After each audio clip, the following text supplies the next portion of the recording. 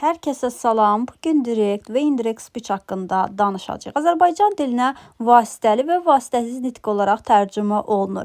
Gəlin baxaq, direct speech nədir? Direct speech odur ki, bir insanın dediyi sözləri dəyişdirmədən vermək direct speech adlanır. Burada nümunəyə baxaq. Tom said, I am tired. Tom dedi ki, mən yorğunam. Görürsünüzmü? Tomun dediyi ifadəni, fikri olduğu kimi təqdim edirik. Mary said, I like this book. Mary dedi, mən bu kitabı xoşlayıram. Burada heç bir dəyişiklik etmədik. İndi baxırıq indirect speech-ə. Indirect speech isə direct speech-in əksidir. Nə deməkdir bu? Deyilən fikri mənanı qoruyaraq. Bu fikirdə mənanı qoruyuruq, cümlənin quruluşunu dəyişdirib çatdırmaqdır. Məsələn, baxın, direct speech-də biz dedik ki, Tom said, I am tired. Tom dedi ki, mən yorğunam. İndi gəlin bunu indirectə çevirək. Indirectə çevirən zaman biz burada diqqət edirik. Birinci, şəxs əvəzliyini dəyişirik. Yərik əvəzliyi varsa, yərik əvəzliyini dəyişməliyik və zamanı bir zaman geriyə atırıq. İndi baxaq.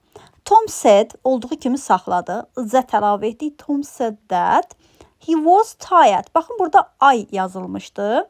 Artıq Tom olduğuna görə biz bunu he ilə əvəzləyirik. Daha sonra burada to be'nin indiki zaman forması əmişlənib, biz onu keçmiş zamana salacaq. Was. He was tired formasında. Deməli, zaman dəyişimləri olur indirect speech-ə. Direct speech-i indirect speech-ə çevirən zaman bu adlanır tense backshift. Gəlin baxaq görək bu nədir. Məsələn, present simple çevrilir past simple-a. I work nədir? İndiki sadə zaman. Çevirəndə olacaq he worked. Məsələn, belə deyək də, kişi cinsindən söhbət gedirsə olacaq he worked. Qadın cinsindən söhbət gedəndə she worked və s. Yəni ki, indiki zaman çevrilir keçmiş zamana. Present continuous. İndiki davam edici, keçmiş davam ediciyə çevrilir. I am working olacaq he said he was working. Present perfect, past perfect'e çevrilir. Past simple, past perfect'e çevrilir. Will, would formasında, can, could, may, might formasında işlənir. Və əgər testlərdə siz görsəniz ki, direct speech-də must verilib və testdə verilən cavabda had to var, had to ilə də işlənən zaman, məsələn, burada qoruyur pronoun, belə deyək də, pronoun doğrudursa, əvəzliklər doğrudursa, biz had to-ya çevirərək must-ı götürə bilərik. Pronounun dəyişməsini dedik. Baxın, Tom said. Tom dedi ki, mən həyat yoldaşımı sevirəm. Baxın, indi burada dəyişəndə biz nəyə diqqət edirik?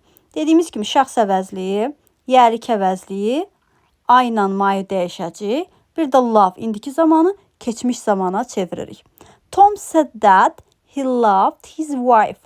Baxın, burada I-ı çevirdik he-yə, my-ı çevirdik his-ə, love-ı da keçmiş zamana, loved formasını saldıq. Daha sonra zaman zərfləri və yer, məkan bildirən ifadələr də biz dəyişirik. Burada nümunələrdə baxırıq. Nə olur then? Today olur that day. Tomorrow olur the next day, the following day. Yesterday olur the previous day, the day before. Last week olur the previous week. Next week, the following week. Ago, before. These olur that, those. Here də they formasına çevriləcək. Bizim diqqət etməli olduğumuz digər nüans nədir? Say və tell feillərinə diqqət edirsiniz. Bu nə deməkdir? Əgər biz indirect speech-ə çevirən zaman görürüksə, məsələn, said-dən sonra birbaşa zət gələ bilər. Səhv deyil. Said-dən sonra əgər şəxs gəlirsə, obyekt gəlirsə və şəxsdirsə, biz onu preposition olaraq to-dan istifadə. He said to me. He said me yazılsa səhvdir. He said to me that he was tired. Bu doğrudur. Səhv nədir? Baxın burada.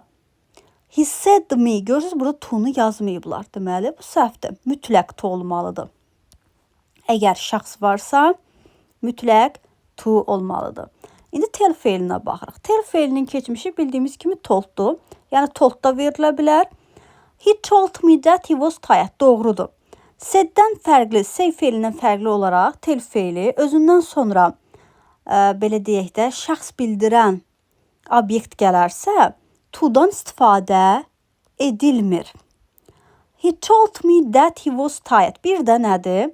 Tell-dən sonra birbaşa biz zəti istifadə edə. Birbaşa nə demək? Yəni, tell-i istifadə etdim, sonra zəti istifadə etməyim, tolddan sonra birbaşa zət istifadə etməyim səhvdir. Amma ortaya obyekt girsə istifadə oluna bilər. Və yaxud da məchul növdə verilsə cümləmiz, ondan sonra birbaşa zət işlənə bilər. Tell işlənən feildə biz işlədə bilirik. Baxın burada said to me bərabər told me-yə. Daha told to me deyə bilmərik. Said me deyə bilmərik. Baxın burada səhv olaraq göstərilir. He told to me. To me olmaz. Yaxşı mı? To işlənməsi səhvdir. Bir-birini ilə bir ziddir. Daha sonra baxırıq biz nəqli cümlələrə. Nəqli cümlədə yuxarıda da qeyd etdiyimiz kimi baxırıq biz şəxs əvəzliklərlə, ümumiyyətlə əvəzliklərin dəyişilməsinə, daha sonra zamanı dəyişirik. Yuxarıda dediyimiz zamanlar, zaman zərflərinin dəyişilməsi, məkan bildirən ifadələrin dəyişilməsi və s. bunlara diqqət edirik. Bu nəqli cümlədir. Məsələn, Alice said I am happy. Alice said that he was happy. Kişi cinsi olduğuna görə I-ı he ilə əvəz etdik, am-ı was-la əvəz edirik və dəyişirik indirect speech-ə. Bir də yes, no cavabı tələb edən sual cümlələri var. Məsələn, burada var are you tired? Bu sual cümləsidir bildiyimiz kimi və cavabı da yes, no olaraq tələb olunur.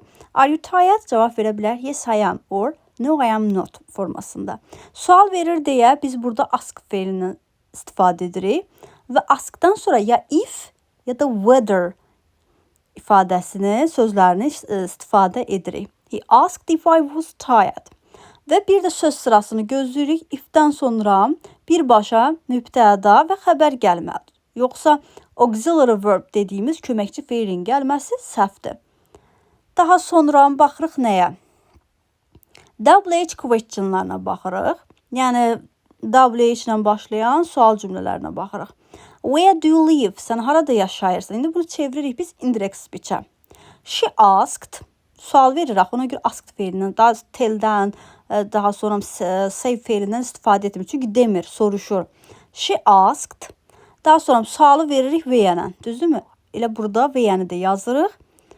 Və you-nu biz çeviririk aya. Nəyə görə? Çünki o məndən soruşur da. Where do you live? Sən harada yaşayırsan? Məndən soruşur deyə mən you-nu aya çevirirəm. Bir də ki, burada live-i çevirirəm. Keçmiş zaman live-də.